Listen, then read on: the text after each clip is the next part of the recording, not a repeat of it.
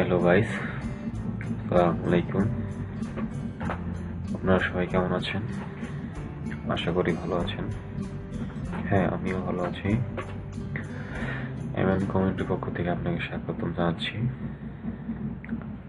আজকে আমি যে বিষয় নিয়ে আলোচনা করতে যাচ্ছি তা হচ্ছে মাইক্রোসফট ওয়ার্ড 2013 আমাদের নতুন আমাদের মাঝে উপস্থিত হয়েছে, যা আমাদের অনেকই অজানা। দেখি এখন আমাদের কি অজানা আছে সেগুলো জানাতে আমি আপনাদের মাঝে হাজির হয়েছি আজকে। আমরা মাইক্রোসফট ওয়ার্ডে একটি ডকুমেন্ট চালু করি। তাহলে দেখতে পাচ্ছি এখানে অনেকগুলো ডকুমেন্ট পাওয়া যাচ্ছে। এগুলো মনে করেন যে প্যাকেজ আকারে তৈরি করা আছে অনেকগুলো ডকুমেন্ট, যেমন সিভি তৈরি করবেন, লেটার লিখ, ব্লগ পোস্ট। দেখা যাচ্ছে এগুলো চালু করলে আপনারা বুঝতে পারবেন কি সিস্টেম করে দেওয়া আছে। সেই টাইপের টাপ করলে অলরেডি সময়ও বাঁচবে, তাড়াতাড়ি কাজও শেষ হবে। তো হ্যাঁ, আমরা একটু ব্ল্যাঙ্ক ডকুমেন্ট চালু করবো। এখানে ক্লিক করলাম, এখানে দেখতেছি একটা সাদা পেজ ওপেন হয়েছে। তো আগেরই কিছু আমার লেখা কালেক্ট করা ছিল, সেই লেখাগুলো দিয়ে আজকে আপনি দেখাবো আপনাদের কি কাজ আছে। তো আমি একটু চালু করি। তো চালু করলাম, আমি কিছু কালেক্ট করা লেখা নিলাম। এখানে দেখতেছেন প্যারা আকারে সবগুলো লেখা হয়েছে। তো এখানে একটা পেজ দিলাম আর কি, বাকিগুলো ডিলিট করে দিলাম।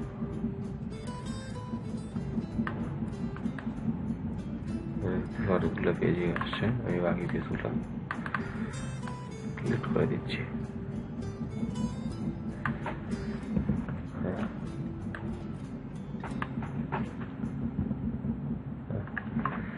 শুধু একটাই পেজ দেখতে পাচ্ছি আমরা।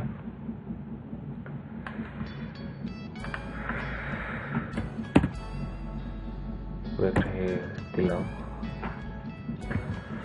মাই টিউটোরিয়াল,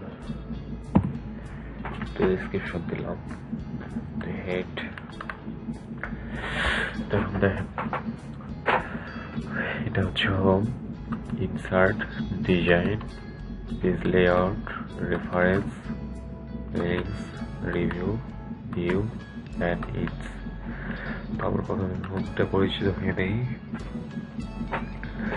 এটা হচ্ছে ফন্টের বক্স, যেটা আমরা দেখতে পাচ্ছি সামনে। এটা হচ্ছে প্যারাগ্রাফ, এটা হচ্ছে লেখার স্টাইল, সম্পূর্ণটা স্টাইল। আর এটা হচ্ছে এডিটিং, আমরা এডিট করতে হবে লেখা। এখানে হচ্ছে ক্লিপবোর্ড, এখানে কপি পেস্ট ফরম্যাট দেওয়া আছে, সেখানে ইচ্ছা মতো আমরা করতে পারবো কমান্ড ছাড়াও, এখানে ক্লিক করার মাধ্যমে। তো হ্যাঁ, এখানে আমরা জানি ফন্ট চেঞ্জ, আমরা অনেক কিছু লেখা বাংলা ইংরেজি অনেক ফন্ট লেখা পাবো। এটা হচ্ছে ফন্ট সাইজ, এখানে বিভিন্ন ধরনের সাইজ দেওয়া আছে, আমার প্রয়োজন অনুযায়ী আমরা দিতে পারবো। এটা হচ্ছে স্কোয়ার, যেটা বলতে গেলে যেটা আমরা স্কোয়ার হিসেবে মনে করা যায়, উপরে আপ আপ লেখা হবে এটা, আর এটা ডাউন নিচে লেখা হবে।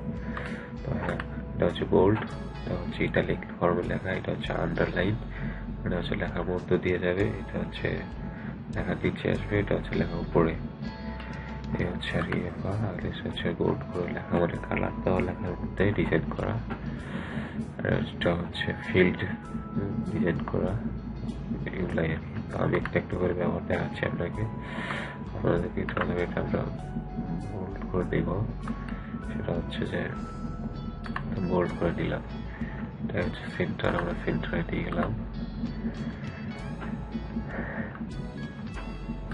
এটা চাইলে আমরা এই যেখানে কাজ দেখতে পাচ্ছি এখন, আমরা এটা ইচ্ছা মতো নিতে পারবো ডিজাইন করে দিলাম। আন্ডারলাইন আমরা দিতে পারবো, আন্ডারলাইন আমরা দিলাম। নেক্সট আমরা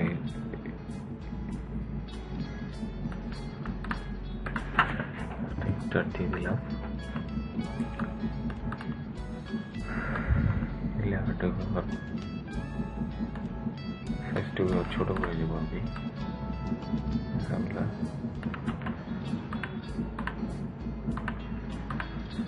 ইন্টারগুলো করে দেব।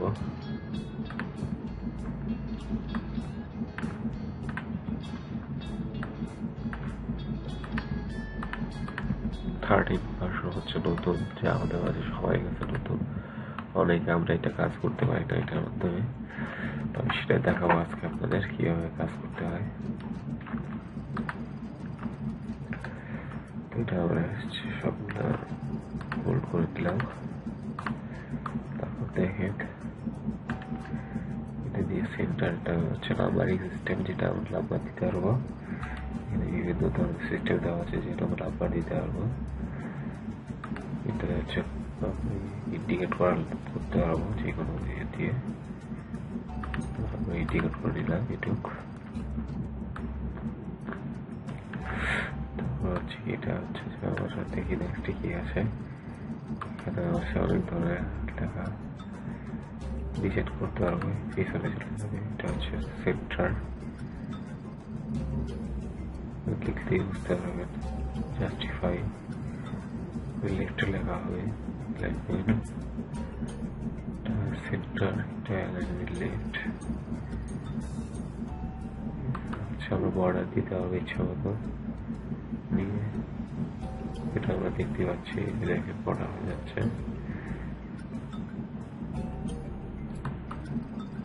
আমরা পরে করতে পারবো, এগুলো এই করে ডাক দিতে পারবো। আচ্ছা দেখেন গেল আমাদের এটাতে আসি, ডিজাইন করে দিতে পারবো।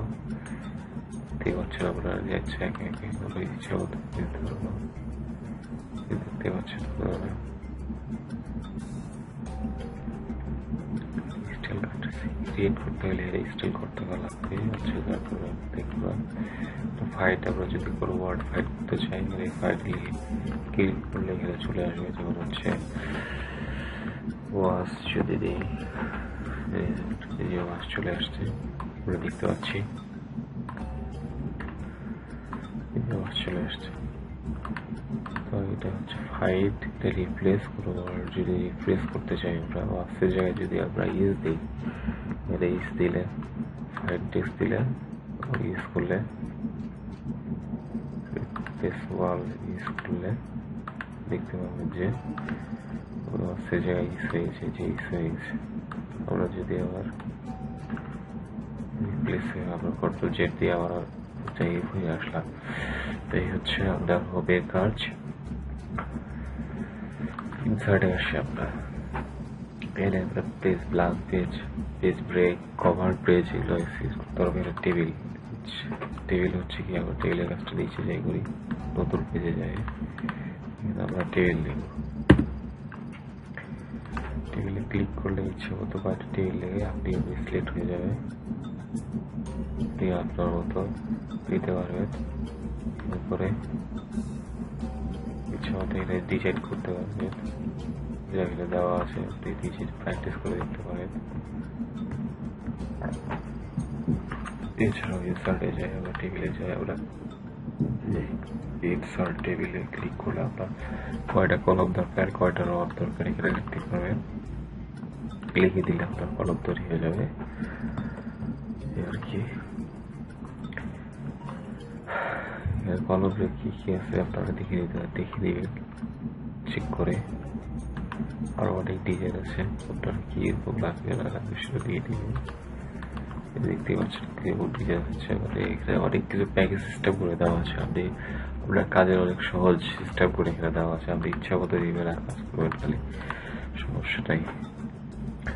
এখানে আপনার বর্ডারে আমি দেখতে পারি এখানে কিরকম দেওয়া আছে, সিলেক্ট করে দিবেন হয়ে যাবে। বর্ডারগুলো সিলেক্ট করে দিবেন, দেখাচ্ছে এটা হচ্ছে বর্ডারের কাজ। পিটিআই কি দিবেন না দিবেন সেটা সিলেক্ট করে দিতে পারবেন। ক্লিক করে ক্লিক করে এগুলো চেঞ্জ হয়ে যাবে আর কি। প্রিন্ট বর্ডার এই করতে পারবেন, চেঞ্জ করে দিতে পারবেন, ইচ্ছা করতে হলে কাজ করে দিতে পারবেন। তো আমি ব্যাগে ফিরে যাচ্ছি। হচ্ছে আপনার হচ্ছে টেবিলের কাজ। এখানে পিকচারে যাবে, পিকচার অ্যাড করতে হবে যে কোনো পিকচার, যে কোনো ধরনের। ক্লিক করলাম, একটা পিকচার এলাম, যা আমাদের পিকচার অ্যাড হয়ে গেল।